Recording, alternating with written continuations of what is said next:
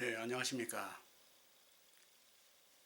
신약 결혼 네 번째 강의 시간을 맞았습니다. 첫 번째, 두 번째, 세 번째의 강의가 성경에 대한 아주 총론적인 이야기라고 말씀을 드릴 수 있습니다.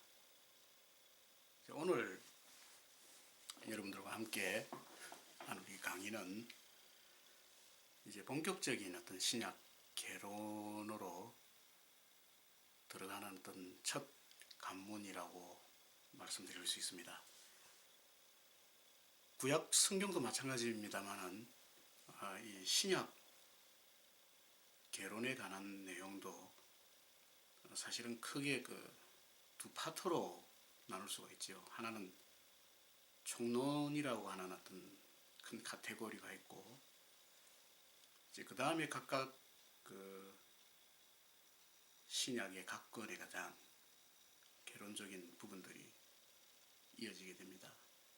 총론에서 다루어질 내용들은 사실은 좀 전문적인 분야의 내용들이 사실은 많이 포함이 되어져 있습니다.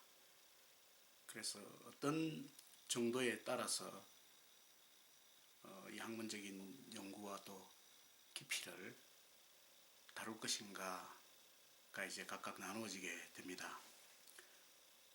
아무튼 이제 성경을 다루는 그런 여러 가지 방법론적인 문제에 있어서 신약학에 대한 이 문제는 여러 가지 각각의 세부적인 분야를 나누어서 그렇게 강의가 진행이 되어질 수 있습니다. 우리가 지금 듣고 있는 이 신약 개론의 강의는 신약학에 있어서 가장 기본적이고 기초적인 베이스를 다루는 것이라고 또 여러분들이 이해하시고, 또 여기에서 좀 더 진전된 공부를 원하시는 분들은 이제 좀 더 구체적이고 세부적인 그런 내용까지 공부를 진행해 나갈 수가 있습니다. 흔히 이제 신약 그 총론에서 다루어지게 될 내용들은 신약 성경이 어떻게 정경화되어져 가는 과정을 통해서 우리에게 지금 전래되었는가. 현재 지금 우리가 사용하는 이 27권, 27권의 신약 성경이 왜 이 성경이, 왜 이 책들이, 왜 이 마태복음이라고 하는 책이, 또 왜 이 야고보서라고 하는 책이, 혹은 히브리서라고 하는 책이 다른 여러 초대 기독교회사에 나타났던 다른 여러 많은 사본들 중에서 왜 이 책을 선택해서 유일무이한 하나님의 말씀과 신앙의 법칙으로 우리가 믿을 수 믿느냐라고 하는 그 문제에 대한 해결 과정이 이제 신약 성경의 정경론이라는 분야에서 다루어지게 될 수 있습니다. 그 신약 성경을 정경으로 확정짓는 그 과정에서 반드시 또 하나의 다른 학문적인 영역으로 다루어지는 분야가 있는데, 이제 그것이 소위 말해서 크리티시즘이라고 불리워지는 텍스추얼 크리티시즘, 본문 비평이라고 불리워지는 하나의 학문적인 그 툴을 통하여서 신약 성경이 어떻게 정경으로 인정되어졌고 그것이 사람들에게 받아들여졌는가에 대하여서 그 과정을 생각해 볼 수가 있습니다. 그래서 신약 총론에서 다루어지는 중요한 부분 중에 하나가 이 본문 비평이라고 하는 이제 다소 전문적 학문성을 가지고 접근해야 할 부분입니다. 이제 그리고 나서 또 한 가지 살펴볼 수 있는 것은 과연 영감, inspiration, 영감이라는 것은 무엇인가에 대한 문제를 전체적 맥락 속에서 한번 다루어 보는 것이 이 신약 총론에서 다루어야 할 중요한 부분입니다. 짧은 이 강의의 시간에 이 부분을 사실은 이 한 지금 지금 한 네 번째 강의에서 지금 한 타임에 이 부분을 다루고 있는데 사실은 그렇게 다룰 수 없는 양입니다. 분량입니다.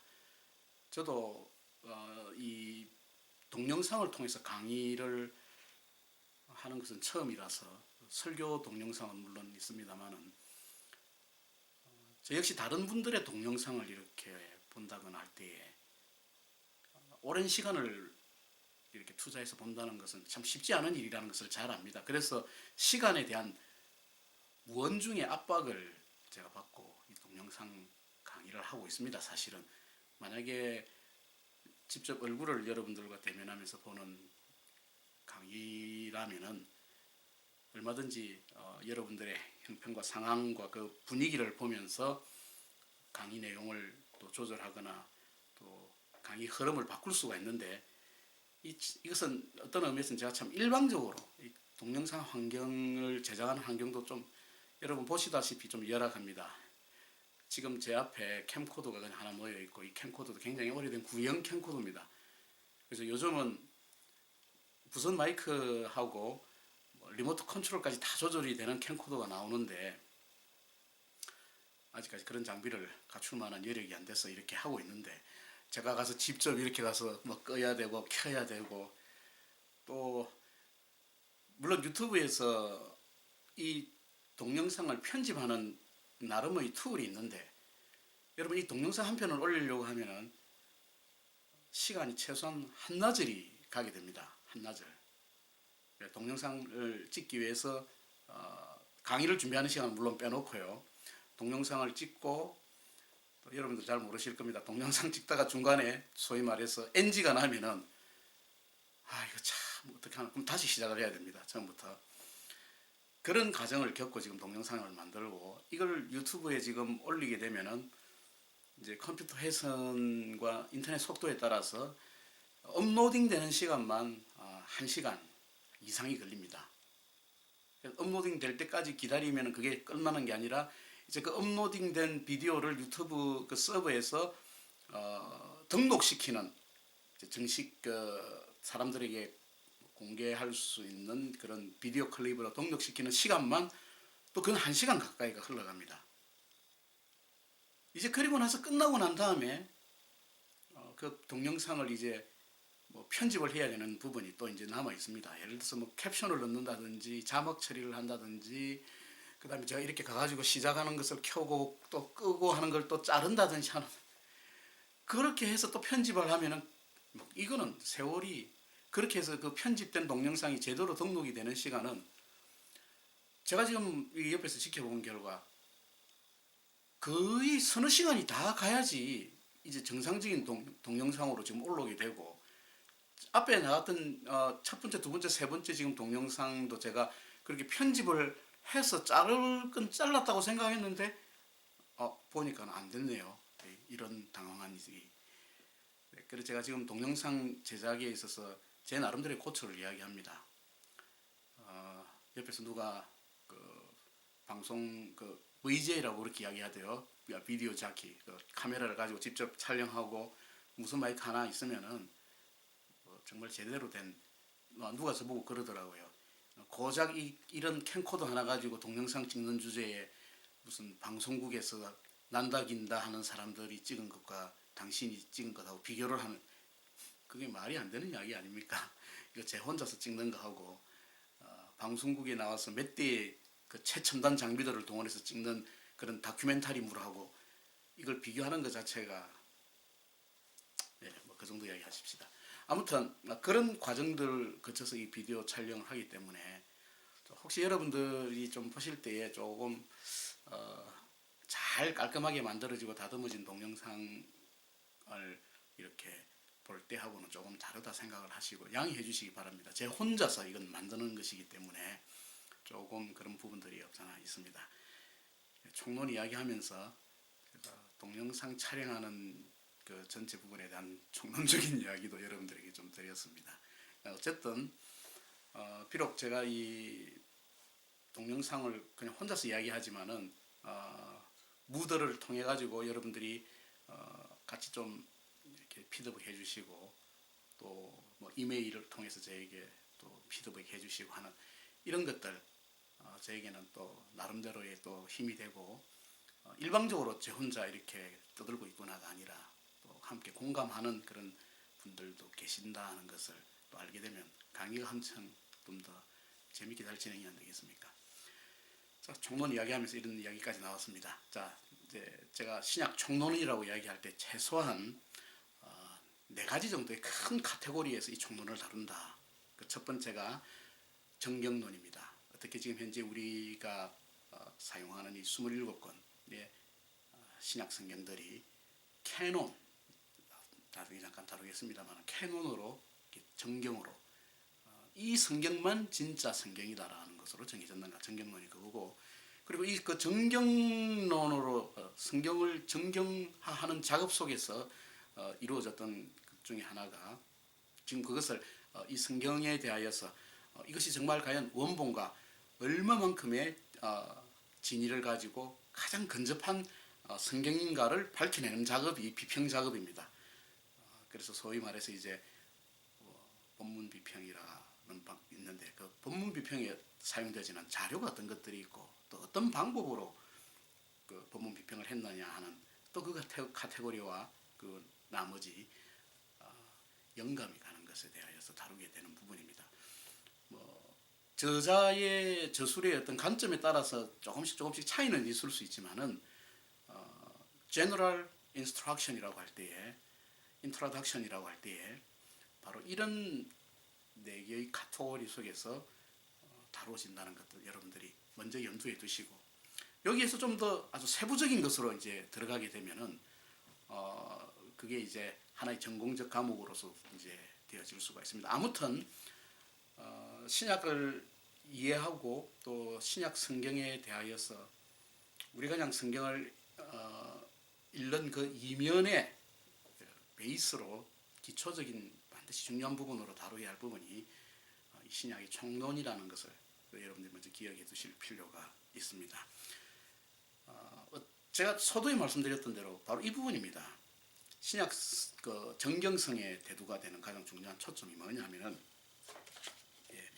지금 현재 우리가 이 사용하는 이 성경책, 이 성경책이 과연 왜 이 성경만을 66권 또 신약 27권 이 성경만을 권위 있는 하나님의 영감으로 의해서 기록된 말씀으로 우리가 받아들여야 되느냐 하는 그 문제의 제기가 바로 신약 정경성을 어떻게 우리가 이해하느냐에 대한 이해의 시작이라고 말할 수가 있습니다.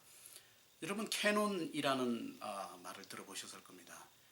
캐논이라고 하는 말은 원래 처음 그것이 막대기 혹은 자 이렇게 어떤 그 건축을 하는 사람들이 일직선인지 아닌지를 알아보기 위해서 사용하는 그 막대가 있습니다. 요즘 자를 보면 그 중간에 액체가 있어가지고 수평을 이렇게 딱 맞추게 되면은 지면과 땅이 그게 일직선이다, 수직이다, 수평이다를 알 수가 있는 게 있습니다. 바로 그런 것이 처음에는 캐논이라는 의미로 사용이 되어졌습니다. 하나의 척도라고 말할 수가 있습니다. 그리고 그런 의미에서 조금 더 이제 은유적인 관점으로 사용되어질 때는 그것이 이제 표준이라는 말, 혹은 규범이라는 것, 그 표준과 규범을 만들어낼 수 있는 하나의 측정 사물을 캐논이라고 말할 수가 있습니다. 그렇게 측정해서 그렇게 표준과 또 규범의 어떤 잣대를 가지고 측정해서 만들어진 어떤 결과, 어떤 사실 이해하시겠죠? 그것이 이제 캐논이라고 하는 그 말 속에 좀 더 넓은 의미로서 또 담겨져 있다는 것을 알 수가 있습니다. 자, 정경성의 문제가 대두되는 건 그렇습니다. 여러분, 예수님께서 십자가에 달려 돌아가시고 그리고 부활하시고 난 이후에 최소한 20년에서 30년 사이에는 신약 성경이 기록이 되어지지 않았습니다. 그 점을 이제 여러분들이 염두에 두셔야 합니다. 많은 이제 성경학자들이 이야기할 때 최초로 기록된 성경은 야고보서다라고 그렇게 이제 추정을 합니다. 최초로 기록된 성경이 AD 49년이나 혹은 50년에 기록이 되어진 야고보서가 최초로 기록이 되어진 성경일 것이다라고 그렇게 이야기를 하고, 또 여러분들이 아시는 대로 제일 마지막에 기록이 되어진 성경은 요한 계시록입니다. AD 95년경에 기록이 되어진 성경인데, 그럼 여러분 한번 보십시다. 최초로 시작이 되어진 성경과 또 제일 마지막에 기록되어진 그 성경의 그 기록의 연대를 보면은요, 최소한 60년 이상의, 예수님께서 성천하시고 난 이후에 60년이라고 하는 세월 동안에 걸쳐져서 이 성경이 기록이 되어졌다는 것을 우리가 알 수가 있습니다. 그래서 초대교회에서 성도들이 사용했던 성경은 신약 성경이 아니라 구약 성경이었습니다. 구약 성경을 보고 있었고, 또 혹은 히브리어로 기록되어진 구약 성경을 헬라어로 번역한 성경이 있죠. septuagint라고 불리워지는 LXX라고 불리워지는 70인역. 히브리어를 모르는 사람들이, 히브리어를 모르는 이방 민족들이 구약 성경을 읽을 수 있는 계기가 70인역이었죠. 그 성경을 사용을 하고 있었습니다. 그래서 여러분들이 성경을 읽어보시면, 신약 성경을 읽어보시면은 사도들이 구약의 여러 가지 부분들을 많이 인용하지 않습니까? 또 복음서의 저자들이 구약 성경을 많이 인용을 합니다. 스데반이 순교할 때도 구약 성경을 처음부터 끝까지 쫙 체계 있게 정말 멋진 설교, 정말 위대한 설교를 하고 순교하죠. 그런 어떤 그 내용들을 보면 이미 그 시대에 구약 성경을 성도들이 깊게 읽고 있었다는 것이죠. 자, 그런데 이제 문제가 뭐냐면요, 예수님께서 사역하시고 난 이후에 이 제자들이 지금까지 자기네들이 보고 있던 그 구약 성경 속에 기록되어져 있던 그 율법에서, 또 구약 성경에서 오리라고 한 그 메시아 그분이 바로 예수님 그분이시고, 예수님이 지금 전달해 주시는 이 놀라운 천국의 그 복음, 천국 복음, 이 복음이라고 하는 엄청난 그 메시지가 예수님 사후 십자가에 달려시고 부활하시고 난 이후에 세월이 흐르면서 그동안은 제자들이 입에서 입으로 이것을 사람들에게 전하고 설교를 통해서 전하고 그렇게 전해졌지 않습니까? 근데 이제 한 세대 정도가 흘러가니까 이렇게 되었다가는 예수님께서 행하신 그 행적과 그 말씀과 그리고 직접 사람들에게 보여주신 여러 가지 이적과 기적과 놀라운 가르침들이 그것을 경험했던 세대가 사라지게 되면 이걸 어떻게 전달하게 될 것인가 하는 그런 문제, 현실적인 문제에 직면하게 되었고, 무엇보다도 주님께서 말씀하셨던 그 복음의 핵심과 그 복음의 진리를 사람들에게 말로만 전해서는 되지 않겠다.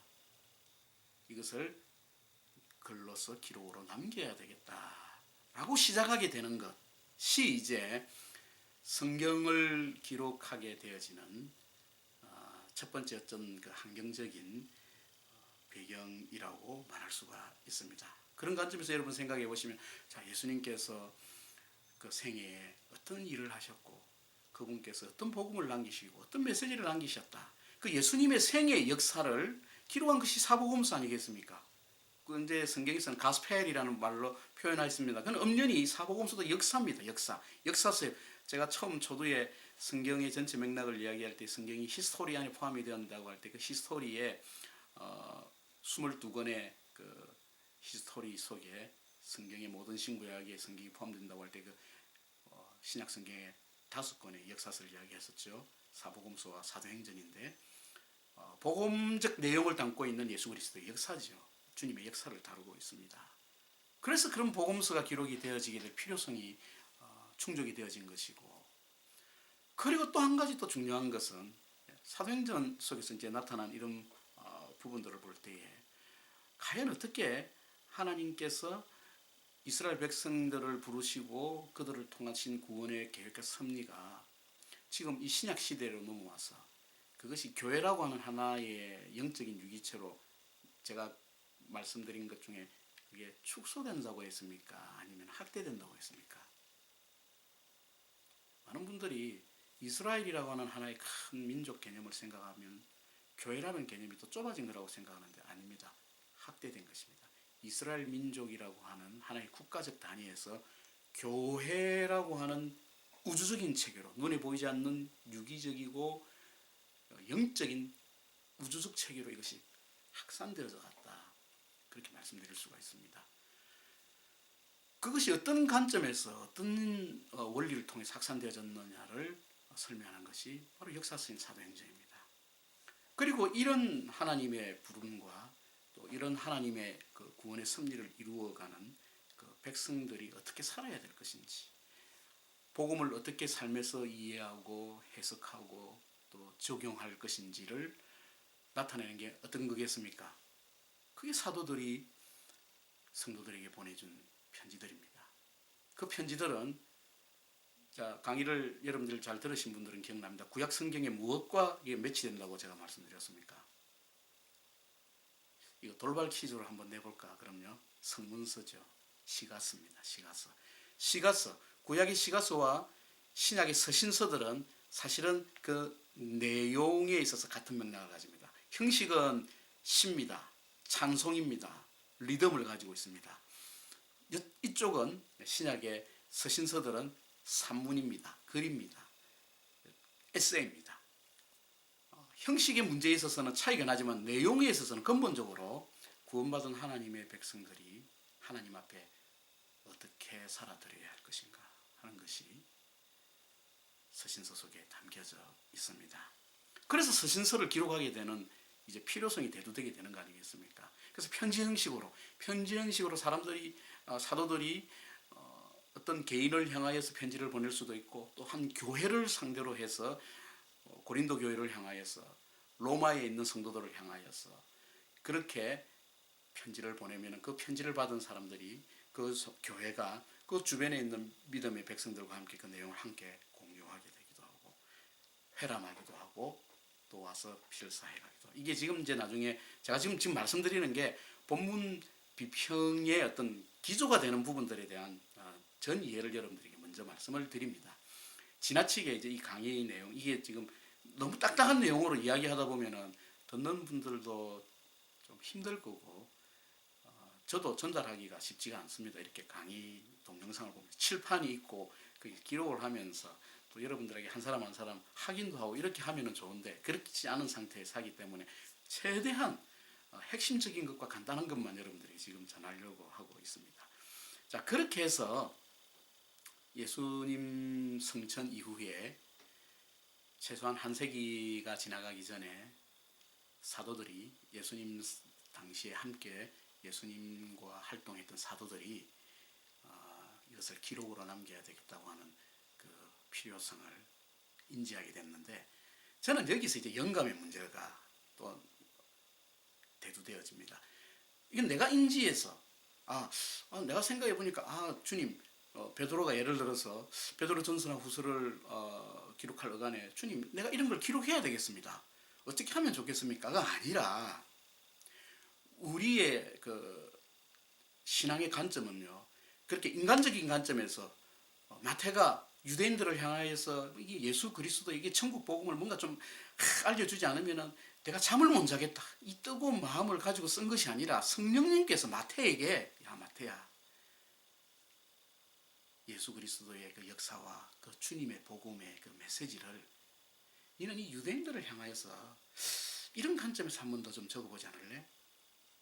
라고 그에게 영감을 주셔서 그로 하여금 기록하게 하셨고 그래서 그 마태는 성령께서 주시는 그 특별한 그 감동 계시 이건 여러분 단회적입니다. 이건 은사입니다. 이건 반복되는 것도 아니고 다른 사람에게 주어지는 것도 아닙니다. 오로지 그 성경을 기록하게 하셨던 그 성령님께서 그 마태복음을 기록하게 했던 그 마태에게만 주셨던 독특한 그리고 유일무이한 은사라는 점을 여러분 꼭 기억하셔야 됩니다. 이건 반복되지 않습니다. 결단코 반복되어질 수도 없는 것입니다. 그것을 마태에게 허락하셨습니다. 이게 지금 영감의 핵심입니다. 총론에서 다루게 되어지는 영감의 가장 중요한 부분을 제가 여러분들에게 지금 한마디로 지금 말씀드리고 있습니다. 마찬가지 마가도 마찬가지입니다. 예수 그리스도께서 이 땅에 나는 섬김을 받으려 온 것이 아니라 섬기러 왔노라. 그래서 예수 그리스도 자신을 종의 모습으로서 사람들에게, 임금의 모습이 아니라 종의 모습을, 하나님의 종의 모습으로서 인간에게 나타나셨던 그것을 마가로에 하여금 성령께서 기록하게 하셨다는 겁니다. 이런 관점에서 성경에 기록되어진 그 저자들의 그 관점의 배경을 이해하게 되면요, 공간복음의 문제 이런 거 여러분, 이건 신앙적으로 우리가 얼마든지 받아들이고 이해할 수 있는 부분입니다. 신앙을 가지지 않고 성경을 뺐다가게 바라보면 이건 처음부터 끝까지가 맞지 않는 부분입니다. 이해도 되지 않는 부분이고, 인간이 이성으로 이걸 받아들일 수 없는 부분들이 너무 많지 않습니까? 자, 여러분들 중에서 또 여러분들 각각 개개인의 어떤 신앙의 배경과 환경을 저는 잘 모릅니다. 잘 모르는데, 그러나 저의 신앙의 양심, 저의 신앙의 배경과 제가 가지고 있는 그 믿음의 양심을 가지고 이 말씀을 여러분들에게 전가한다면은 단순한 하나의 강의가 아닙니다. 성경을 어떤 하나의 학문적인 그 지식 충족의 수단으로 삼을 수는 없는 노릇입니다. 그렇게 해서 망한 사람들, 패가 망신한 사람들 제가 많이 봤습니다. 성경은 학문적 지식의 충족의 도구가 아닙니다.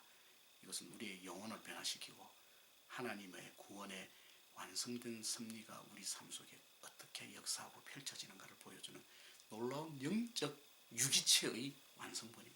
책이 아닙니다. 글자의 집합체가 아니라는 것 여러분들이 좀 이해해 주시고 기억하시면서 그렇게 이 신약 개론, 이 성경을 여러분들이 배우셔야 된다는 것이지요. 그렇게 해서 이렇게 처음에 가스펠, 또 사도행전 액트, 또 그 다음에 에피스톨, 레터죠. 그 다음에 아포칼리스, 감추인 것을 드러낸다, 아포칼립스라고 하는 그런 어떤 하나의 그 독특한 카테고리 속에 있는 말씀들이 기록되어지게 되었다. 아시는 대로 원본은 존재하지 않습니다. 하나님께서 원본을 남겨놓으시지 않으셨습니다. 여러분, 왜 하나님께서 원본을 안 남겨놓으셨을까? 안 봐도 요즘 말로 비디오입니다. 비디오도 아니고 CCTV라 그러네요, 요즘은요. 그 원본이라고 하는 것 자체, 그 단순히 파피루스나 혹은 벨럼, 양피지, 그 파크먼트에서 기록되어진 하나의 기록물일 뿐입니다. 근데 만약에 원본이 남겨져 있으면 사람들은 어떻게 하겠습니까? 그 원본을 가지고. 신성한 아주 특별한 재료라고 생각을 해서 그 원본 속에 기록이 되어져 있는 말씀은 상관없이 그것 자체를, 그 물질 자체를 아마 사람들이 숭배하고 신성시 여기는 그런 웃지 못할 결과가 분명히 생기지 않았겠습니까? 지금 여러분들 한번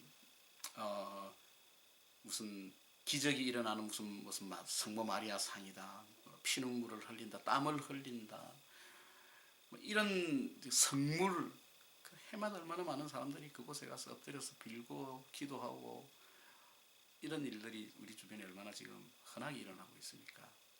21세기인 지금에도 하물며 하나님께서 직접 성령의 감동으로 저자들을 감동시키셔서 기록하게 하셨다고 하는 그 원본이, 오리지널이 남아있다면은 그 혼란을 어떻게, 그래서 아마 하나님께서 그 오리지널을 사람들의 손에 발견되지 아니하도록 하셨다. 그건 하나님의 섭리다라고 저는 그렇게 믿습니다. 지금도 남아있을지는 모르죠. 어디에 남아있든지 아니면 그것을 기록한 마태가 자, 쉽게 이야기하면 그렇습니다. 그 마태복음을 기록하고 나서 그 마태복음이 기록된 것을 사람들에게 해람시켰습니다. 그 원본을, 예를 들어서 원본을 보내면은 그 원본을 받은 사람들이 그 마태복음이 기록된 것을 보고 필사를 하게 되죠. 그리고 그 원본은 분명히 아마 마태에게 돌아갔을 것입니다. 그 필사되어 있는 그 필사본을 또 다른 사람들이 필사를 하고 또 필사를 하고 계속해서 카피를 하게 되는.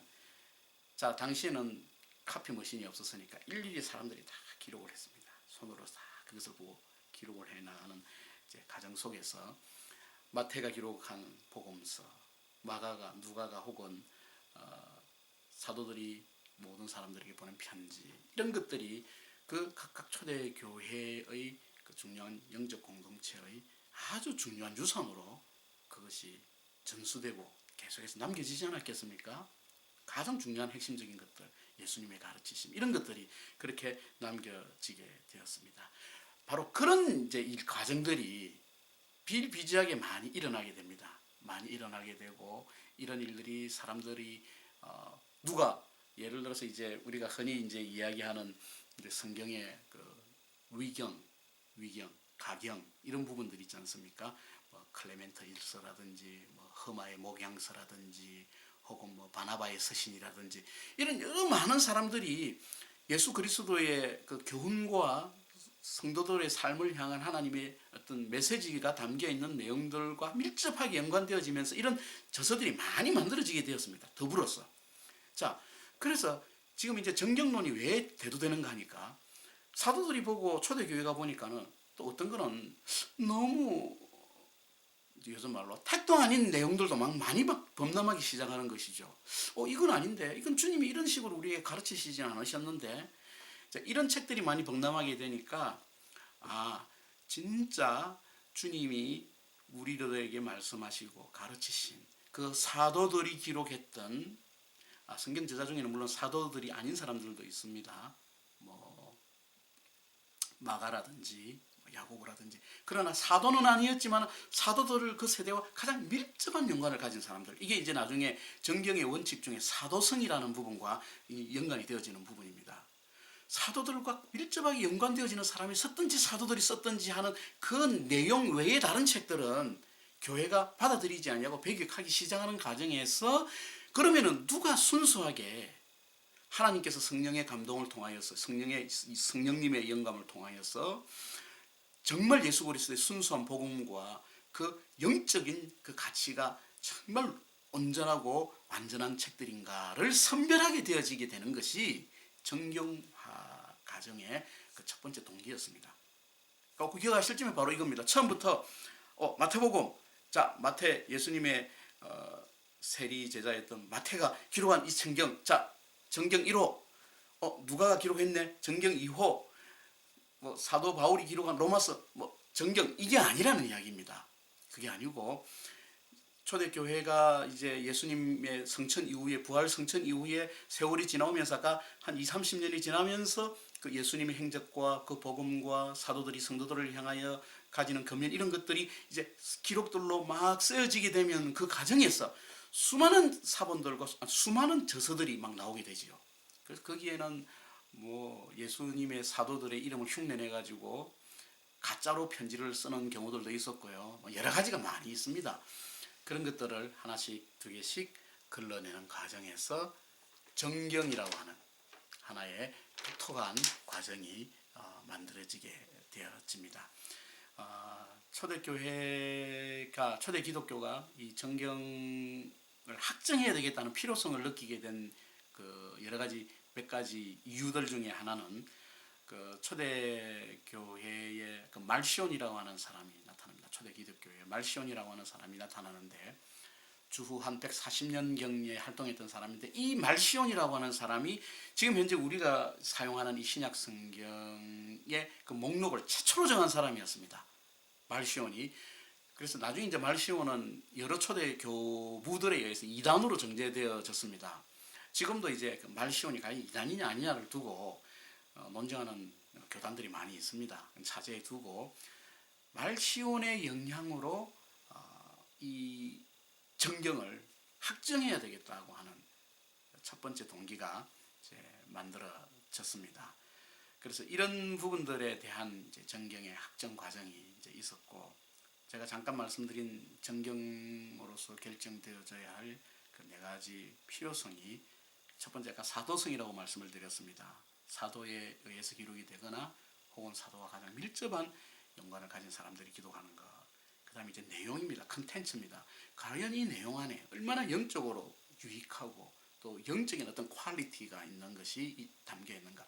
읽어보면 알지 않습니까? 뭐 이상한 내용을 담아있는 그런 글들도 많이 있으니까요. 내용이었고. 그 다음에 이제 보편성입니다. 보편성인데 교회가, 당시의 기독교회가 이것들을 보편적으로 인정하고 용납하고 받아들였느냐 하는 이제 이 부분인데, 이건 나중에 후에 정경화되어지는 가는 과정에서 안틸레고메나라고 하는 그런 그 단어로서 비록 정경으로는 확정이 되었지만은 여전히 정경성에 문제가 되는 그런 작품들이 있었습니다. 뭐 히브리서라든지 베드로 후서라든지 그다음에 요한 2서 3서라든지 혹은 야고보서라든지 유다서라든지 하나가 더 들어갑니다. 계시록까지 이제 그런 범주에는 사실은 들어갔습니다.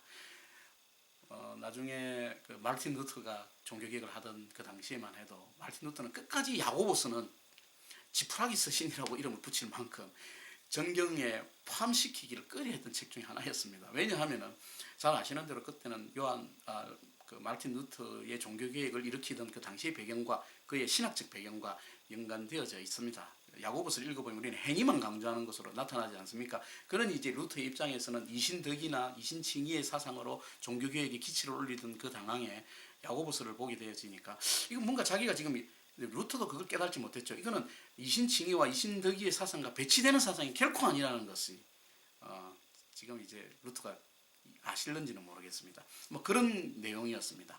뭐 요한 2, 3서는 왜 지금까지 잘 나가다가 사도가 자신을 장로라고 표현했습니다. 장로라고 표현. 이건 지금 앞에 요한 1서하고 2, 3서하고 전혀 문체의 스타일이 다르다.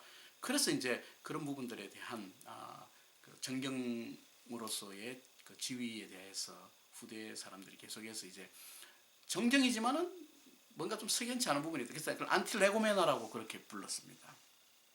그 다음에 이제 제일 마지막으로 중요한 게 이 성경이, 이 책이, 이 저서가 과연 영감되었는가? 하나님으로 영감받은 증거가 여기 있는가? 그 영감받은 증거에는 그 저자의 문체의 어떤 통일성이라든지 일괄성이라든지 그리고 그 각각의 저자의 독특한 그 개성들이 이 성경책에 그대로 잘 나타나져 있는가 하는 이런 부분들이 있는데요. 영감에 관하여서 많은 사람들이 이의를 제기합니다. 성경을 아직도 영감된 책으로 믿고 있느냐? 이 지금 과학 문명 시대에 그런 사람들을 향하여서 비난하고 조롱합니다. 그러나 저는 축자적 영감을 저는 믿습니다. 근데 여러분 이 축자적 영감, 제가 영감에 관한 총론에 관한 영감 부분을 이야기하는데 굉장히 많은 부분입니다만은 영감의 방법이 있고 영감의 범위에 대하여서도 나눌 수 있고 영감이 무엇이냐라고 하는 정의도 있어야 되는데 이 축자적 영감이 뭐냐면은 흔히 많은 사람들이 오해를 합니다. 자, 베드로 펜 들었나? 성령님께서 지금 말씀하시니까 자 불러준다 적어라. 마태 자 1장 1절 뭐 그때 당시 원문에는 장절의 구분이 없습니다. 후대의 비평가들의 비평 작업에 의해서 장절의 구분이 생겨진 겁니다. 자 마태야 자 불러줄 테니까 적어라. 이걸 무슨 이런 기계적인 영감으로 이해하는 사람이 많습니다. 축자 영감이라는 게. 축자 영감은 verbal inspiration은 결코 그게 아닙니다. 이 잘못 이해하는 사람들이 많이 있습니다. 축자 영감이라는 것은 이 성경의 모든 성경 전체가 하나님이 의도하시고 하나님이 계획하시고자 하시는 그 메시지가 있죠. 그 계시가 성령님을 통하여서 그 각각의 제자들에게 하나도 남김없이 하나도 틀림이 없이 하나도 부족함이 없이 완벽하게 증거되어지고 완벽하게 기록이 되어졌다. 저자들이 사용한 의의 하나하나에조차도 성령님이 간섭하셨다. 이게 축자 영감의 핵심입니다. 베드로야 내가 적으라 받아라 이게 아니라는 이야기죠. 이 사람들이 그 축자 영감을 이야기하면 마치 이게 무슨 근본주의자들을 이야기하는 것처럼 잘못 이해하는데요. 그 축자 영감의 개념을 여러분들이 바로 하셔야 됩니다. 이거 대단히 중요한 겁니다. 축자 영감에 대한 개념을 여러분들이 다시 한번 바로 정립하시기 바랍니다. 축자 영감은 그렇게 무식한 사람들이 입에 침을 튀기면서 반론하듯이 무슨 사람이 기계냐, 뭐 불러주는 대로 적은 걸 받았느냐, 이거 아닙니다, 여러분. 축자 영감 그런 거 아닙니다. 축자 영감은 모든 성경이 이 성경 창세기에서부터 마지막까지가 하나님의 성령의 그 특별한 방법은 어떤 방법인지 우리가 알 수가 없습니다. 하나님 어떻게 영감하셨는지 영감의 방법에 대해서는 도대체 그때 당시에 성령께서 이것을 계시하시고 영감하실 때에는 어떤 상황이었느냐 그건 우리가 알 수 없습니다만은 그러나 분명히 지혜의 성령께서 그들의 마음과 심령을 감동하시고 감화시켰어서 그들이 어떤 구전의 자료를 이렇게 조사하거나 얼마나 많은 예수님에 대한 행적에 관한 구전들이 많이 떠돌아다녔겠습니까? 그 자료들을 누가가 말했듯이 데오빌로 각하에게 이야기했던 대로 많은 사람들이 그것을 쓰려고 했었습니다. 그것을 정리하고 그것을 기록한 것들을 다 검토하고 이렇게 하는 그 모든 과정도 성령님께서 간섭하셨다는 게 이게 영감의 의미입니다. 잘 기억하시기 바랍니다. 이 영감은 자 정리합니다. 오로지 성경을 기록한 저자들에게만 특별하게 주신 하나님의 은사입니다. 두 번 다시 반복되거나 두 번 다시 해프닝하는 일은 없습니다. 왜냐하면 성경은 완성된 하나님의 계시로 끝났기 때문입니다. 마무리되었기 때문입니다. 지금 누가 다시 하나님의 영감을 받아서 성경을 기록했다면 그는 100% 거짓말이고 그것은 미혹입니다. 여러분들 그런 데 속아 넘어가지 마셔야 됩니다.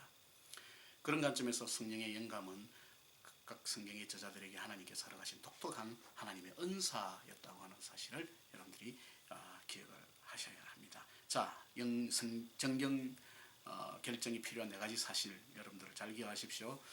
사도성과 내용과 그 다음에 보편성과 영감성이라고 하는 네 가지 이런 내용들이 있다는 것 기억하시기 바랍니다. 자, 호무 레구메나와 안티 레구메나라고 하는 단어를 처음으로 사용한 사람은 오리겐입니다. 성경을 정경으로 분류하면서 이거 완전 확실한 정경이다라고 이해한 것이 호모 레구메나입니다. 그러나 정경이지만 아까 제가 말씀드린 7권의 성경책이 있지 않습니까? 히브리서나 그 다음에 베드로후서, 요한이서, 3서, 야고보서, 유다서, 계시록 같은 거 뭔가 약간 정경으로 인정하기에는 약간의 뭔가 이 미혹 또 약간의 의혹, 미혹이 아니고 의혹이 좀 있다. 의혹 들어보셔서 아시겠지만 제가 경상도 사람이라서 이런 발음이 잘 안 됩니다. 알아서 들으십시오. 이런 것이 있지 않았나 라고 생각되는 것을 안티 레고메나라고 불렀습니다. 그런 것이 있었다는 것 여러분들이 머릿속에 두시기 바라겠습니다. 그 다음에 이제 우리가 총론에서 조금 다룰 수 있는 것이 시간이 조금 갑니다. 오늘 제가 이걸 지금 이 많은 내용을요, 이게 2, 3주 이상이 걸쳐서 해야 될 내용을 지금 1시간도 안 되는 시간 여러분들에게 다 말하려고 하니까 이제 제가 점점 말이 빨라집니다. 여러분 정신을 바짝 차리시고 잘 따라오시기 바랍니다. 교회 회의를 통해서 정경으로 지금 사람들이 받아들여진 것들에 대하여서 확인하는 그런 절차들이 회의들이 있었습니다. 니케아 회의가 있었고 그 다음에 다마수스 회의가 있었고 라우디게아 회의가 있었고 그 다음에 카르타고 3차 회의가 있었는데 우리가 기억해야 될 것은 카르타고 3차 회의입니다. 여기에서 카르타고 3차 회의에서 지금까지 정경으로 인정받은 책을 제외하고는 어떤 책, 여기서 정경으로 인정받은 책은 27권의 지금 우리가 현재 사용하고 있는 신약의 성경책입니다. 어떤 다른 책들도 교회가 인정하거나 용납하거나 사용해서는 안 된다라고 하는 항목을 이 카르타고 3차 회의에서 항목으로 규정하게 되어졌습니다. 그것이 AD 397년에 그 회의가 결정이 되어졌기 때문에 우리가 이제 정경 형성의 역사를 본다면은 4세기와 5세기를 통해서 정경이 어떤 식으로 형성되어졌는가 하는 그 역사가 이제 남아 있게 됩니다. 서방교회는 4세기 말, 동방교회는 5세기에 걸쳐서 이 정경에 관한 모든 작업이 종결되어졌다는 것을 알 수가 있습니다. 자, 이제 본문 비평이라는 건 테스츄얼 크리티시즘이라고 하는 저기 과목이 이제 있는데요. 이 본문 비평은 좀 전문적인 내용입니다. 테크니컬한 부분입니다만은 그러나 우리가 이런 내용이 있다는 건 이제 이해는 해야 됩니다. 본문 비평이 뭐냐 하는 것은요. 원본에 아까 제가 초두에 말씀드린 대로 원본은 존재하지 않는다고 했습니다. 그 원본을 가지고 많은 사본들이 만들어졌죠. 쉽게 얘기하면 이런 말씀입니다. 많은 사본들이 만들어졌는데 그 사본들 중에서 어떤 사본이 가장 원본에 적합한가? 어떤 사본이 원본의 그 내용을 가장 99.9%를 담았는가? 왜냐하면 왜 99.9%라고 이야기하는 원본은 100% 무하고 결점이 없습니다. 근데 그걸 필사하는 과정에서 어떤 사람은 단어를 필사하는 과정에서 그것을 탈락해버릴 수도 있고 고의적으로 탈락할 수도 있고 무의식 중에 탈락할 수도 있습니다.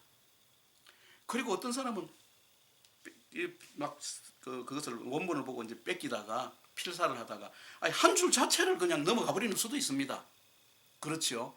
그런 이제 필사본이 하나 생겼습니다. 그런데 또 그 원본을 가지고 다른 사람이 필사할 때는 이 사람이 놓친 부분을 정확하게 기록할 수도 있다는 겁니다. 자, 이런 원본에 대한 사본들이 여러 종류가 많이 생기면서 거기에 인간들이 필사를 하면서 가지게 되는 여러 가지 문제점들도 거기에 다 있을 수가 있는데 그러면은 마태복음이라고 하는 그 원본을 가지고 많은 사람들이 필사를 했을 경우에 예를 들어서 100개의 필사본이 있다고 하십시다. 그 100개의 필사본을 면밀하게 다 조사를 해보면은 원본에 가장 가까운 내용을 담고 있는 필사본을 만들 수 있거나 혹은 여러 사본에서 중복되거나 혹은 발견되어지는 그런 특정한 단어들이 어느 사본에는 없다. 또 어느 사본에는 있는데 저 사본에는 그 단어가 없다 하는 이 상관관계를 비교하면서 그럼 이 단어를 원본의 저자가 기록했을 것이라고 결정할 수 있는 그 학문적인 도구가 바로 본문 비평이다. 텍스추얼 크리티시즘이라는 게 중요한 내용이고 신약학을 전공하는 사람들에게는 이건 반드시 필수적인 부분으로 마스터해야 되는 중요한 부분이기도 합니다. 본문 비평에서 우리가 기억해야 될 사람의 이름은 웨스트코트와 홀트입니다. 웨스트코트와 홀트라고 하는 영국의 유명한 이 학자들 이름을 여러분들 꼭 기억을 해주시기 바랍니다. 자, 이제 본문 비평에는 그 자료와 자료 비평과 그리고 그 방법에 관한 어떤 부분이 있는데, 이제 자료라는 것은 그 아까 제가 말씀드린 대로 원본의 결정에 도움을 주는 문헌들이 많은 필사본들이 있습니다. 그래서 히랍 필사본이 있고 그 다음에 역본들이 있습니다. 그 트랜스레이트한 역본들이 있고 그 다음에 교구들의 저서 이 세 가지가 있는데 이 세 가지 중에서 이제 히랍 그릭 매뉴스크립처에서는 주로 파피리우스의 기록, 파피리에 기록된 것들과 그 다음에 양피지에 기록된 것, 양피지와 혹은 송아지 가죽의 그걸 벨름이라고 부릅니다. 송아지 가죽은 굉장히 이제 아주 좋은 것, 아주 비싼 겁니다. 그 기록되어 있는 자료들이 있다, 재료들이 그런 것들이 있다는 것.